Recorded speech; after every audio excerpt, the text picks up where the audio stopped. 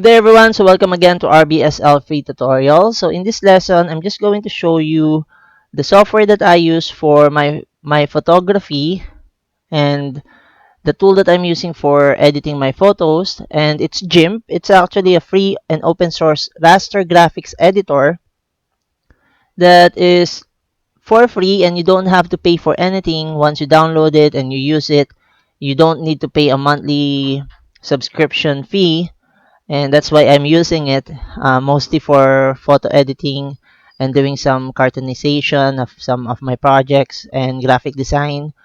And I really believe it's quite a powerful tool already that you can use for your own arsenal as a computer enthusiast, as a graphic designer, and even as a web developer, from where you can go and edit your photos that you will be using for your websites or the projects that you're building.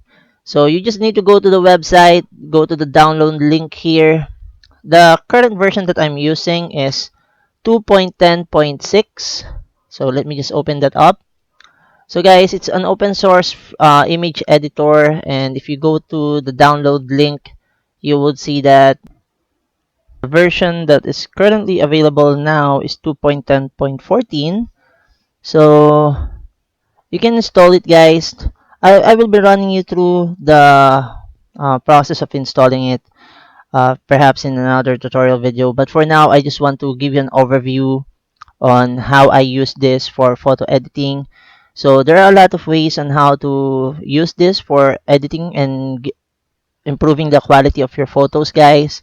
So let me just open here some of my two photos here. Okay, so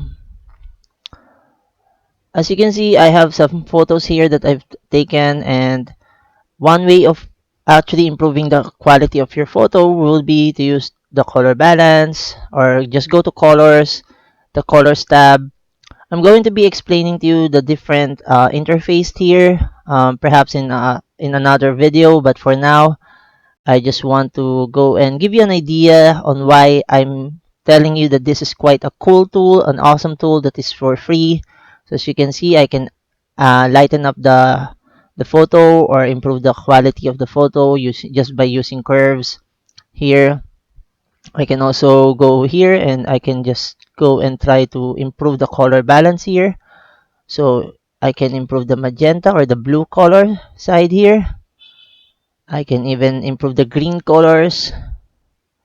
Okay, so guys, it really depends on your preference. What would you want to apply, or you can actually go and select, similar to Photoshop, you can select certain parts of this photo and improve it. I can also add some brightness and contrast, or try to improve the brightness and contrast of the photo. So you would see that it's almost similar to Photoshop already. Let me just, oops, sorry, too many. So you would see I can improve the quality of the photo quite drastically depending on my taste for what I'll be using the photo for. So let's go back here. Another trick here is just go down to the right pane on the right side of your monitor, and you will see here some command buttons. I have here create new layer. So once you place your mouse pointer on top of the buttons, it will show up and it will give you the description of that button. So I want to create two duplicates of this photo that I have here. And from there, I want to go to the colors tool and then go to the desaturate option. Okay, choose desaturate. Then we have some options for the mode here. So I want luminance to be selected. Then click on OK. You will see that it goes grayscaled. The color of the photo now is grayscaled or black and white. Now I want to invert the color, and then what I want to do next here will be to go and go to filters, blur, Gaussian blur. I actually learned this trick from a YouTube channel. I just want to uh, give recognition to that YouTube channel, which is Photo Advance. I really like this tutorial about how he quickly made some improvements to the photos that he had. So Here, guys, you would see that I have 4608 by 3072 file. It's quite a big file. That's why sometimes you would see that if your file is a little bit big or a little too big, it would be taking the computer to render it slowly, or sometimes it will be rendered slowly, your photos.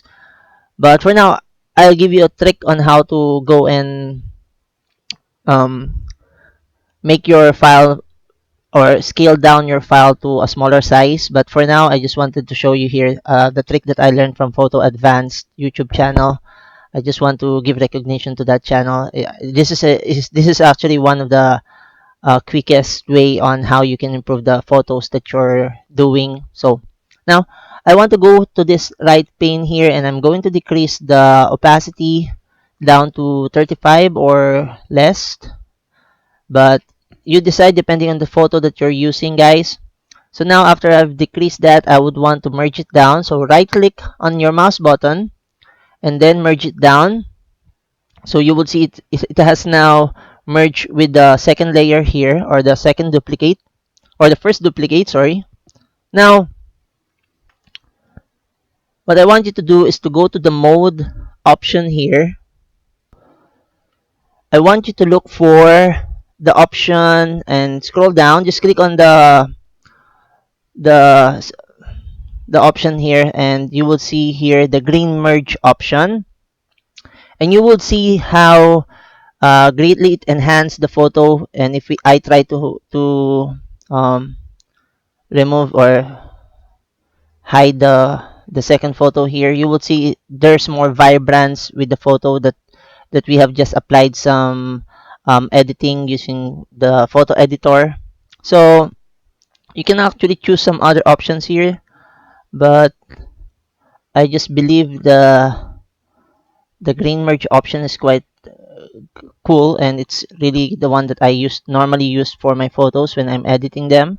So right now, guys, that's the thing about the Gimp photo editor. It's really quite cool to use. It's open source and it's for free. So I'm hoping that you'll be using it out, trying it out, and if you're quite new to photo editing and you don't have the funds yet, this will be a great tool for you to use and maximize and utilize in your arsenal as a graphic designer or web developer, from where you will be editing some photos that you will need for your projects. Okay, so thank you very much for watching. See you on the next lesson. Have a nice day.